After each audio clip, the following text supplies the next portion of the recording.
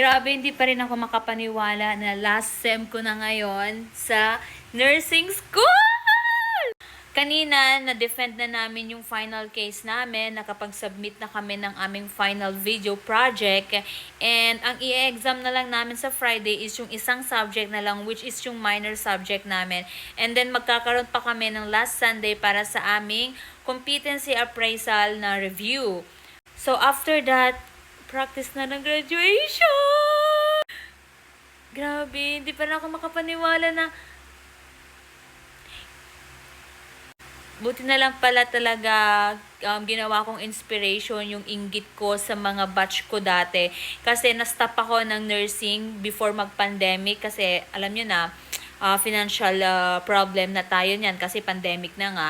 So, after 2 years, grabe, buti na lang sinuport ako ng kambal ko na mag-pursue ulit dito sa course na to. And grabe, graduating na ang Viva Sur! Lord, thank you! 3 years din yun. So, sana magtuloy-tuloy. Sana after ng graduation, Lord, ibigay mo na yung 2 letra na nasa hulihan ng pangalan naming lahat. Wala lang, ayun lang. Napaka-productive ng araw na to kahit sobrang init nga dito sa Ilocos. Wala, sobrang happy lang ako. Gusto ko lang i-share. Bye-bye!